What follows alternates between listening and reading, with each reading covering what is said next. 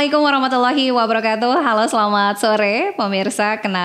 Ketemu lagi ya di podcast Dinkes Banten. Kali ini masih bersama saya Ratu Fitri dan kita akan ngobrol-ngobrol dengan tema yang sedang saat ini terkait dengan Pekan Imunisasi Nasional. Nah, untuk membahas lebih lanjut seberapa penting sih Pekan Imunisasi Nasional, simak obrolan kita sampai dengan nanti selesai bersama narasumber yang sudah hadir ya di podcast kita kali ini. Ada Dr. Arief Budiman SPAK. Kita sapa dulu. Assalamualaikum, selamat sore Dok. Waalaikumsalam Mbak. Sore Dok, apa kabar?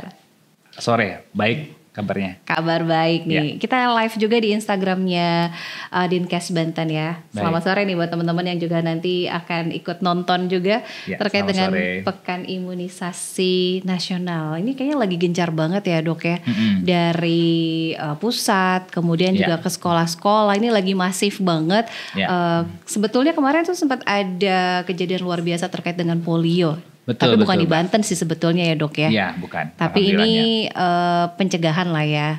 Iya, jadi karena ada beberapa wilayah di Indonesia yang terdampak sehingga semua ya termasuk Banten juga harus dilakukan PIN ini. PIN ini sebetulnya kan kayaknya udah lama banget ya Dok ya. Kita udah nggak dengar ada kasus temuan polio ya Dok ya. Iya betul. Kita sebetulnya sudah sempat dinyatakan bebas polio, namun sejak 2022 kemarin ada kasus lagi sehingga memang kita harus memberikan tambahan imunisasi kepada anak-anak kita. Oke, jadi gencar banget ya, terutama nih mungkin di sekolah-sekolah ini, kemudian di posyandu-posyandu yang lebih kecil lagi ada imunisasi tetes ya kalau polio ya Dok ya? Iya betul, yang diberikan tetes. Nah ini kan jenisnya banyak ya, bukan cuma polio ya kalau untuk imunisasi ya Dok ya? Iya banyak sekali. Banyak banget, malah zamannya mungkin masih era saya sama sekarang tuh kayak udah nambah lagi ya Dok ya?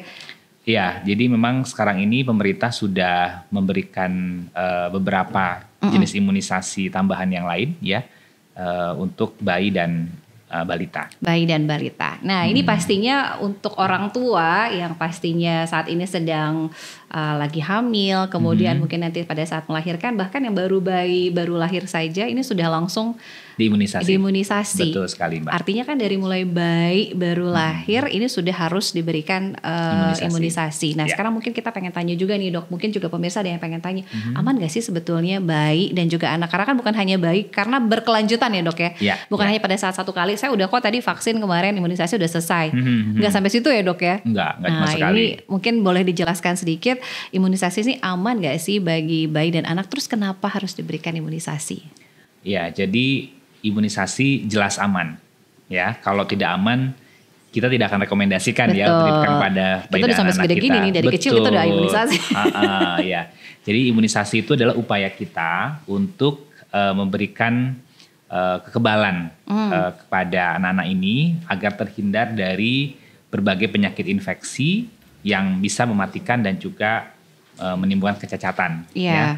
Dan ini penting sekali karena dengan memberikan imunisasi ini kita berharap dia menjadi punya kekuatan untuk melawan infeksi tadi sehingga dia bisa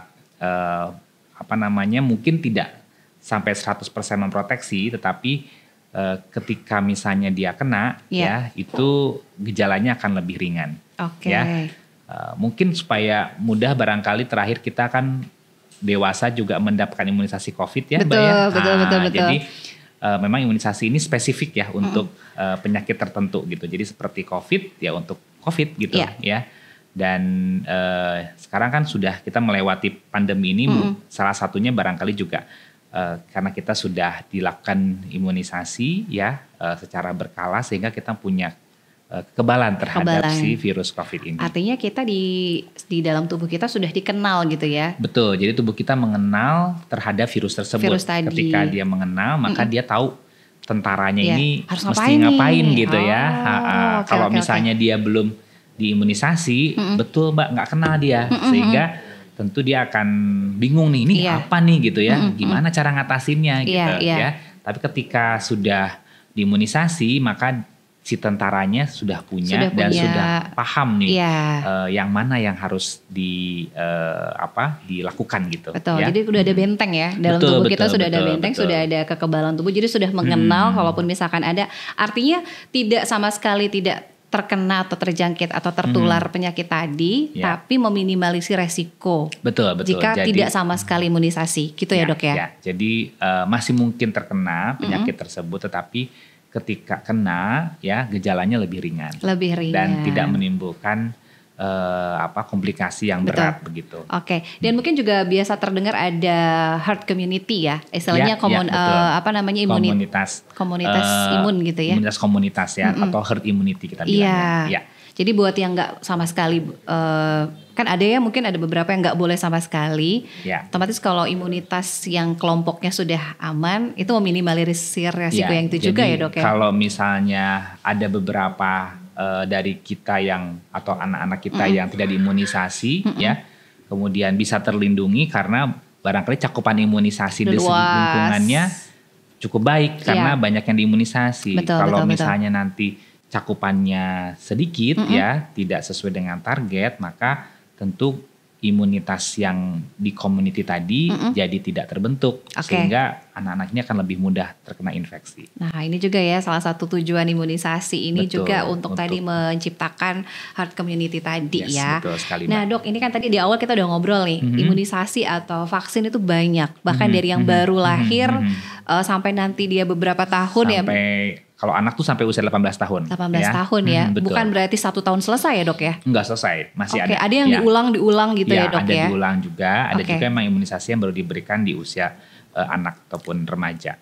Jadi artinya mungkin banyak yang salah paham nih, udah 9 bulan nih, udah 1 tahun, udah lulus nih vaksinnya, imunisasi. Bahkan itu ada ulang lagi atau ada vaksin-vaksin atau imunisasi yang diberikan di usia-usia tertentu ya. Betul Boleh sekali. sedikit diinfoin gak sih dok untuk pemirsa apa aja sih jenis-jenis imunisasi untuk anak ya terutama? Baik, jadi pada saat bayi itu, pada saat lahir, bayi akan diberikan imunisasi hepatitis B dan polio ya.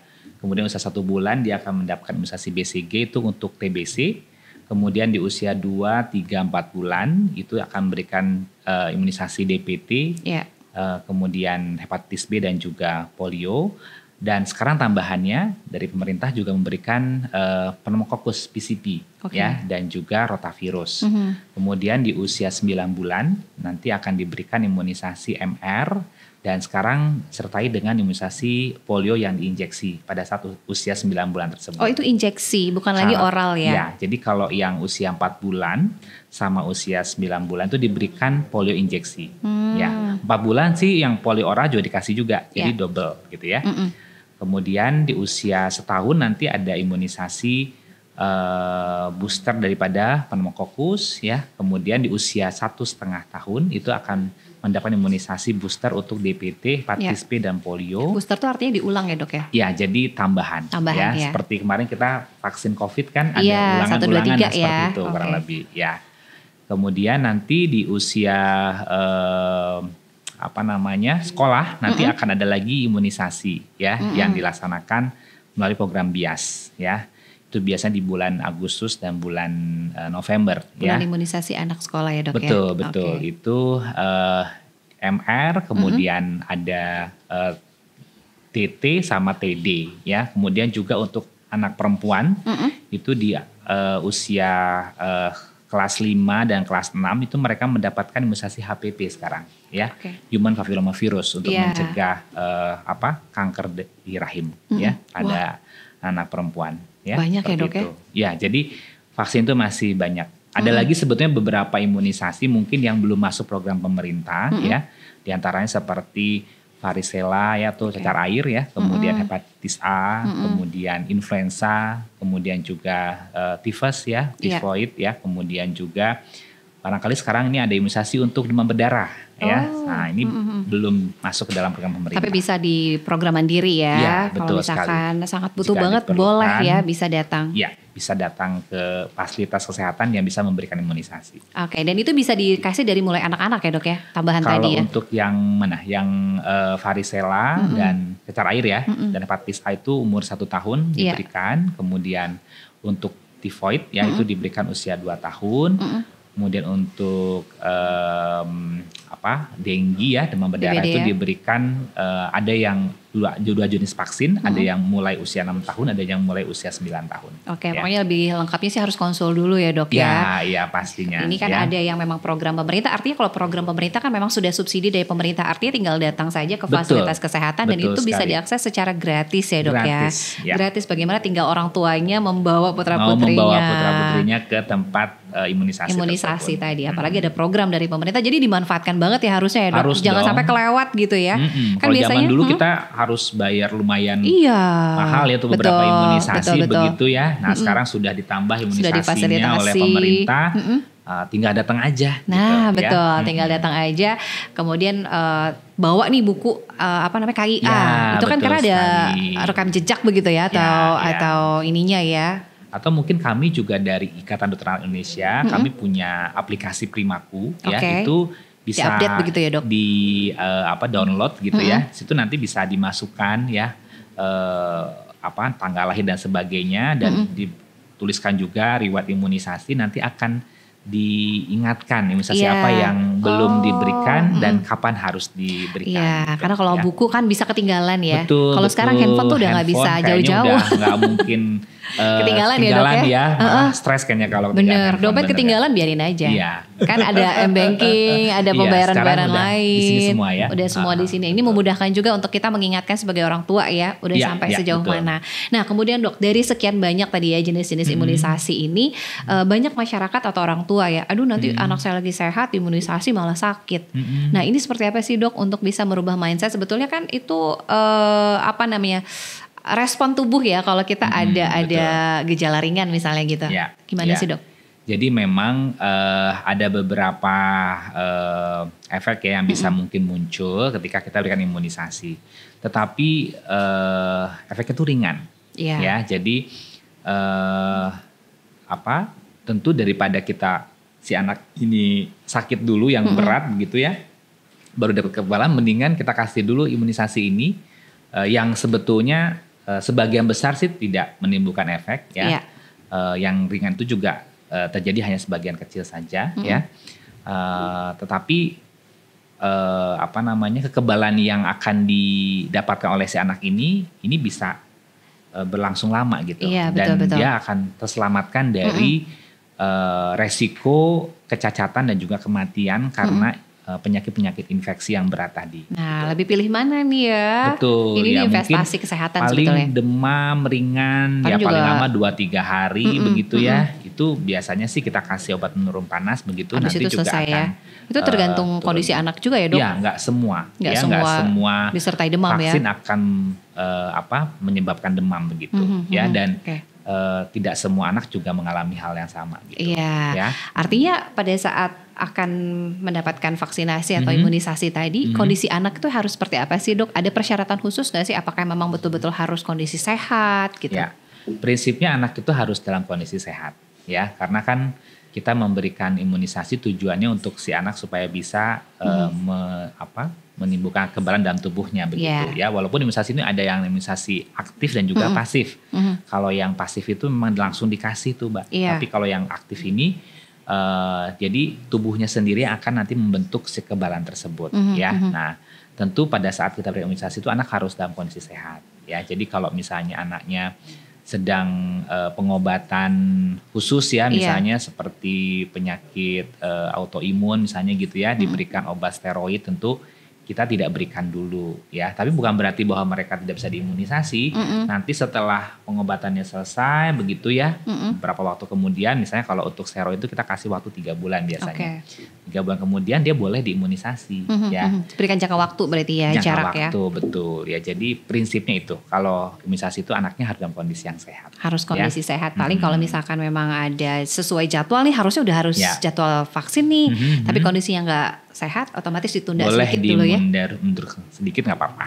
Ya. Sampai kondisi anaknya betul-betul sehat ya. Prinsipnya sih imunisasi itu tidak ada kata terlambat sebetulnya. Jadi bisa dikejar kalau memang terlambat karena kondisi-kondisi tertentu. Begitu. Asal jangan nggak sama sekali ya dok. Betul sekali. Ya. Ditunda sebentar nggak masalah, asal jangan sampai sama sekali nggak dapetin imunisasinya. Betul. Nah kalau dengan kondisi tertentu, ini kan tadi di awal kita sebut anak yang baru lahir selangsung beberapa hari atau pada saat itu juga bisa langsung mendapatkan imunisasi.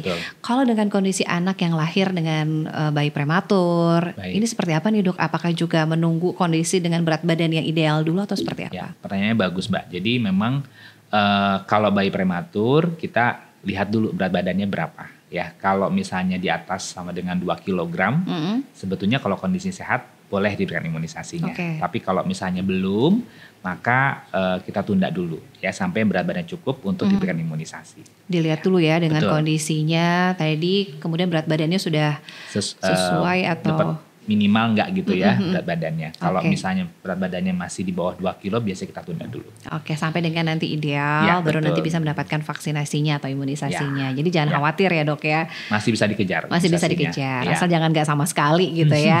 Nah kemudian nih dok, kan ada biasanya pada saat datang kunjungan kemudian mendapatkan vaksinasi bahkan lebih dari 1 suntikan gitu. Ada istilahnya combo ya kalau tidak salah. Ganda itu aman gak sih dok? Misalkan harusnya cuma ini aja nih ternyata ada sekalian aja Bu biar gak bolak-balik misalnya gitu. Betul ya. Aman Mbak. Jadi memang kita merekomendasikan kalau ada berapa jenis imunisasi yang diberikan ya sebaiknya diberikan secara bersamaan ya karena dengan pemberian simultan namanya Mbak ya. Jadi bareng-bareng gitu. Itu nanti tubuhnya akan sama-sama membentuk kekebalan tubuh untuk penyakit-penyakit khusus tadi begitu dan itu lebih baik ya dibandingkan kalau misalnya dia harus datang berulang ya mungkin juga repot juga ya orang tuanya apalagi mungkin orang tuanya bekerja dan sebagainya lumayan juga meluangkan waktu untuk bolak-balik seperti itu jadi mendingan sih diberikan sekalian bersamaan asalkan memang memperhatikan prinsip-prinsip vaksinasinya ya kondisi anaknya juga sehat hidup dengan vaksin mati begitu dan sebagainya. Yang pasti ini aman ya dok ya dan bisa dan boleh diberikan secara bersamaan. Begitu. Selama ini saya di tempat praktek juga memberikan beberapa imunisasi, alhamdulillah sih sampai saat ini nggak ada masalah. Ya ini memang karena sudah sesuai begitu ya dok ya. Sekali. Nah dok ini kan ada beberapa imunisasi atau campak yang diberikan tuh misalnya di usia-usia tertentu. Nah sebelum di usia tertentu ternyata si anaknya udah kena misalnya campak, difteri dan lain-lain. Apakah memang misalnya pada saat sudah waktunya imunisasi dan pernah terkena itu masih boleh diberikan imunisasi? Boleh diberikan ya walaupun dia sudah pernah terkena ya karena masih mungkin ya dia kena lagi gitu ya terhadap infeksi yang sama. Ya apalagi kalau misalnya kayak beberapa penyakit itu dia punya jenis-jenis atau tipenya banyak begitu ya, variannya banyak itu tentu akan bisa terkena berulang begitu. Oleh karena itu, kalaupun sudah pernah kena ya, boleh tetap diberikan ya, tentu dengan beberapa ketentuan yang perlu diperhatikan. Karena kan mungkin udah pernah kena jadi nggak akan pernah kena lagi nih dok. Ada kan ada yang kayak gitu, udah pernah kena cacar misalnya ya, atau pernah campak jadi udah nggak kena, udah nggak usah vaksin deh. Salah ya dok ya kalau kayak gitu? Sebaiknya sih tetap diimunisasi, kalaupun memang dia sudah pernah kena.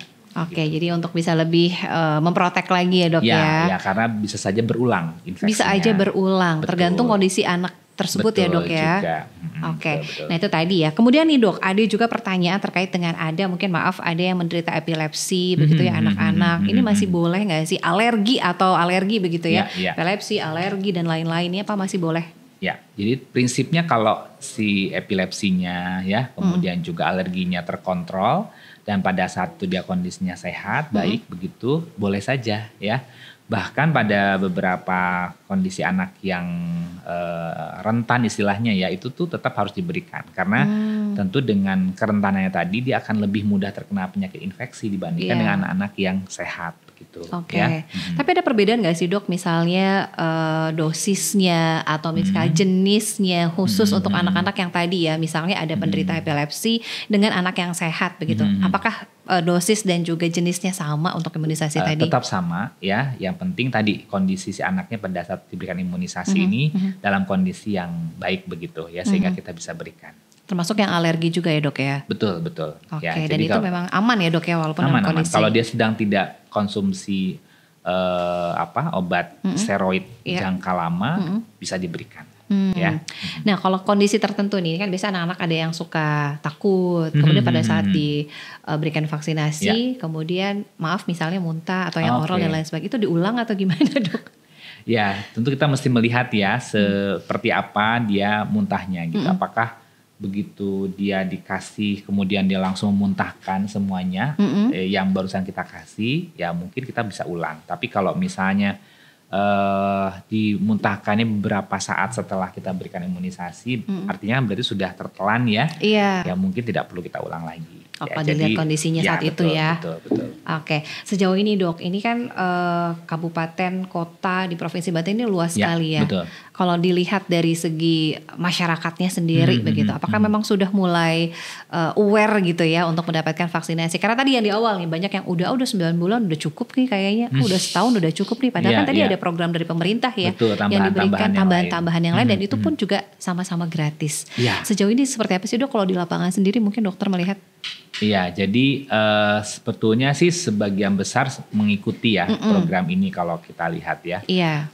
Namun demikian mungkin masih ada yang enggan begitu ya, sungkan ataupun takut kalau anaknya diberikan imunisasi. Sebetulnya tidak perlu takut ya, karena tentu kita juga merekomendasikan imunisasi ini setelah imunisasi ini melewati berbagai penelitian ya, dan sudah melewati fase-fase di mana bahwa vaksin ini dinyatakan aman begitu ya, sehingga dan terbukti efektif. Maka nggak usah ragu lagi ya buat orang tua yang anaknya mungkin belum diimunisasi, segeralah bawa ke tempat imunisasi, dan pemerintah sudah menyiapkan ya pelayanan dalam pemberian imunisasi ini di seluruh wilayah gitu ya, kabupaten kota termasuk di Provinsi Banten ini. Oke, termasuk artinya harus mendapatkan informasi yang betul-betul akurat ya. Jadi betul jangan sampai katanya begini, katanya begitu. Ini kan kebanyakan ada informasi hoax langsung diserap mentah-mentah gitu ya dok ya. Padahal justru ini banyak benefitnya ya, banyak manfaatnya kalau sudah mendapatkan imunisasi. Tapi kalau imunisasi atau vaksin ini lebih untuk pencegahan virus atau juga ada bakteri juga dok? Ya, jadi imunisasi ini ada virus juga bakteri yang kita lindungi ya gitu. Jadi memang sudah makin banyak sekarang sebetulnya jenis imunisasi yang dikembangkan begitu ya untuk mengatasi penyakit-penyakit infeksi berat gitu. Oke, jadi bukan cuma virus aja ya dok ya? Ya betul, tapi seperti juga untuk TBC misalnya, kita imunisasi BCG itu kan juga bakteri ya seperti itu. Oke, dan artinya sekali lagi ya, yang walaupun sudah mendapatkan imunisasi bukan berarti tidak sama sekali. Nanti kan saya udah imunisasi kok tetap kena sih dok. Iya betul. Bisa aja masih mungkin kena, tapi kalaupun kena gejalanya lebih ringan. Dan biasanya tidak akan menimbulkan komplikasi yang berat. Betul, dan biasanya durasi terkena atau terpaparnya pun juga lebih singkat ya dok ya. Betul daripada sekali. Sama sekali tidak mendapatkan imunisasi tadi. Nah ini mungkin ada juga beberapa yang sering mendengar istilah KIPI ya, atau kejadian ikutan pasca imunisasi. Ini biasanya KIPI ini terkena terhadap anak yang kondisinya seperti apa sih dok? Dan kemudian penanganannya mungkin kan pada saat di vaskes atau di rumah sakit masih belum kelihatan nih. Udah sampai rumah baru menimbulkan gejala dan lain-lain KIPI tadi. Gimana nih dok penanganannya? Ya, jadi KIPI itu sebetulnya ada yang ringan ya gitu ya, dan sebagian besar tuh ringan ya. Misalnya seperti demam atau nyeri gitu ya dan sebagainya. Itu kalau misalnya ada keluhan seringan apapun ya, orang tua bisa berkonsultasi dengan tenaga kesehatan yang memberikan imunisasi ya, dan menyampaikan ya keluhannya tadi ya. Sehingga barangkali bisa kita berikan pengobatan ataupun penanganan ya untuk kejadian KIPI tadi ya. Namun demikian sebetulnya secara persentase itu tuh jumlahnya sangat kecil gitu ya dibandingkan dengan anak-anak yang jarang terjadi gitu ya dok. KIPI-nya gitu ya. Jadi tidak usah khawatir ya ayah bunda kalau misalnya anaknya terjadi efek setelah imunisasi ya. Kalau yang ringan-ringan misalnya demam atau misalnya anaknya rewel atau misalnya anaknya nyeri gitu, ngeluh nyeri gitu ya, mungkin boleh dikasih obat anti nyeri dulu ya. Kemudian kalau misalnya tidak membaik, bisa datang ke tenaga kesehatan yang memberikan imunisasi tadi ya, sehingga bisa dipantau nantinya gitu ya. Nah, jadi KIPI itu bisa saja terjadi, tetapi persentasenya ringan ya, dan juga mudah ditangani sebetulnya gitu ya. Jadi kalau misalnya ada keluhan ya, sebaiknya dikonsultasikan dengan kesehatan. Oke, dan itu tapi jarang banget ya terjadi terkait dengan KIPI tadi. Persentasenya kecil. Tapi dok, biasanya kalau untuk anak-anak ini kan kondisi sehat gitu ya, kemudian mendapatkan vaksinasi atau imunisasi, apakah ada larangan gitu? Ini nggak boleh minum es dulu misalnya, nggak boleh ini dulu setelah mendapatkan imunisasi. Apakah memang bebas-bebas aja gitu? Nggak ada masalah sih. Nggak ada larangan apa? Bebas aja ya. Jadi nggak ada nggak boleh minum ini makan ini, nggak ada. Iya, nggak boleh dingin dulu atau gini. Boleh aja ya. Malah mungkin boleh kita kasih reward kali ya buat anak-anak ya, karena dia sudah berani ya, disuntik dan sebagainya begitu. Boleh kok ya, nggak masalah. Oke. Nah ini jadi nggak ada istilahnya, nggak boleh minum es dulu, nggak boleh cingin dulu. Tapi nggak apa-apa ya, mungkin biar gak jajan juga ya dok. Cari makanan yang sehat-sehat juga. Ini buat mengalihkan anak-anak juga ya dok ya.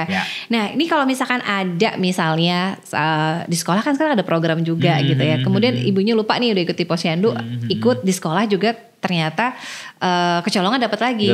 Jadi double gitu nih dok ya. Ada nggak sih dok, misalkan kalau tadi nggak sama sekali, ini malah kelebihan gitu. Gimana nih dok? Iya, kalau ada seperti itu ya, yang penting kita follow up ya. Jadi kita observasi. Ya, biasanya kalau ada yang seperti itu, kita akan observasi si anaknya yang mendapatkan dosis double ini begitu ya. Namun beberapa memang pernah ada yang terjadi seperti itu, tapi alhamdulillah sih nggak ada masalah. Aman-aman ya, jadi dalam observasi ternyata tidak ada ketemu KIPI berat yang didapatkan oleh si anak tersebut begitu. Oke, karena kan bisa aja terjadi ya dok ya. Bisa. Misalkan orang tua ini di lingkungan lagi semangatnya di sekolah nggak tahu nih ternyata ada. Betul, ternyata di sekolah ada gitu ya, di posyandu juga dikasih ya. Tapi sejauh ini sih aman-aman aja ya. Sebenarnya kalau ada jarak tertentu itu berapa lama sih? Apakah sebulan sekali? Mungkin banyak yang masih punya anak di bawah 5 tahun. Ini berapa sih jaraknya yang baik gitu ya dok? Sebetulnya prinsipnya kalau antara vaksin hidup begitu ya, itu jaraknya minimal 4 minggu. Emang ada vaksin hidup dan vaksin apa? Saya potong nih dok. Iya, ada vaksin hidup, ada vaksin mati. Maksudnya si kumannya ya dimatikan begitu ya, dan ada yang memang masih live attenuated begitu ya. Jadi kalau antara vaksin hidup itu memang jaraknya minimal sebetulnya 4 minggu ya. Tapi kalau dengan vaksin mati 2 minggu paling cepat gitu ya. Misalnya kalau vaksin hidup tuh yang mana sih? BCG itu vaksin hidup ya. Kemudian campak ya, atau sekarang namanya MR ya. MR itu juga vaksin hidup ya.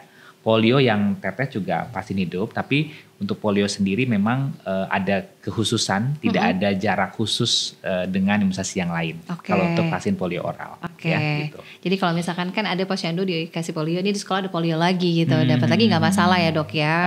Maksudnya polio yang sama atau? Polio yang sama, atau karena kelupaan ternyata double tadi. Iya. Memang sebaiknya sih mudah-mudahan tidak terjadi ya. Tapi selama ini kalau ada yang terjadi seperti itu umumnya sih nggak masalah. Tapi yang penting kita observasi dan melaporkan kalau memang terjadi hal seperti itu. Yang paling penting adalah orang tuanya ngecek juga nih. Kalau sudah ya berarti konfirmasi ke pihak sekolah ya. Kalau sudah mendapatkan imunisasi polio tadi. Mengingatkan kepada pihak sekolah kalau dia sudah diimunisasi di tempat atau di rumahnya lain, begitu ya. Oke, mudah-mudahan ini dengan tayangan kita kali ini banyak masyarakat, orang tua terutama ya dok ya, pemberian vaksinasinya bisa lebih maksimal lagi. Kemudian target dari pemerintah juga tercapai. Ini kan salah satu bentuk untuk juga penanganan ataupun juga investasi ke depan ya dok ya. Ini kan luas banget ya, bisa juga untuk penanganan stunting juga ya dok. Kalau misalkan ini sudah mencapai begitu untuk imunisasinya. Ya. Jadi kan stunting itu kan terjadi karena malnutrisi yang kronik ya, atau kekurangan nutrisi yang kronik ya, dan itu bisa terjadi pada penyakit infeksi ya, misalnya seperti penyakit TBC begitu ya, itu kan bisa saja anaknya jadi tidak selera makan dan sebagainya, sehingga terjadi penurunan berat badan dan sebagainya. Kalau tidak tangani dengan baik, ya maka akan bisa timbul salah satunya stunting tadi. Jadi ini semuanya keterkaitan lah ya. Terkait dengan kualitas daripada generasi bangsa kita. Nah itu dia paling penting banget. Aduh Dok, kayaknya kurang nih kita ngobrol-ngobrol. Oh gitu. Cuma ternyata sudah hampir 30 menit. Oh oke, baik. Tapi terakhir pastinya ada pesan atau ajakan nih untuk yang saat ini menyaksikan podcast kita. Apa sih Dok himbauan dan juga ajakan untuk masyarakat Provinsi Banten untuk juga ikut serta dalam pekan imunisasi nasional ini? Baik, mari ayah bunda untuk mengikuti imunisasi PIN polio dan juga imunisasi yang lainnya yang sudah disiapkan oleh pemerintah untuk memberikan kekebalan tubuh kepada anak-anak kita agar terbebas dari berbagai penyakit infeksi berat yang bisa menimbulkan kecacatan juga kematian. Oke, terima kasih banyak Dr. Arief Budiman SPAK sudah berbagi informasi. Baik. Mudah-mudahan bermanfaat juga. Nanti lain waktu kita ngobrol-ngobrol dengan tema yang berbeda. Mudah-mudahan gak bosan ya Dok ya. Siap. Sehat selalu. Terima kasih undangannya Mbak. Siap, lancar terus untuk aktivitasnya. Amin. Ini kayaknya padat banget jadwalnya. Baik, dan juga pemirsa podcast Dinkes Banten ini sudah di penghujung acara terkait dengan Pekan Imunisasi Nasional. Yuk sama-sama ajak dan juga lihat bagaimana jadwal dan perkembangan si anak. Tanyakan langsung ke tenaga kesehatan jika memang ada sesuatu yang mungkin ingin ditanyakan terkait dengan perkembangan anak ataupun juga jenis-jenis imunisasi dan vaksinnya. Gak boleh ragu, harus nanya langsung ya Dok. Betul, ya. Jadi biar lebih jelas. Jadi jangan sampai katanya ya. Oke, kita ketemu lagi nanti di podcast Dinkes Banten berikutnya. Jangan lupa di subscribe. Kemudian nih media sosial follow-gram Instagramnya di follow juga ya. Nanti kita akan save juga. Jadi kalau yang ketinggalan bisa ditonton lagi ya. Dan saya Ratu Fitri pamit. Terima kasih banyak atas kebersamaannya. Selamat sore. Assalamualaikum warahmatullahi wabarakatuh. Waalaikumsalam warahmatullahi wabarakatuh.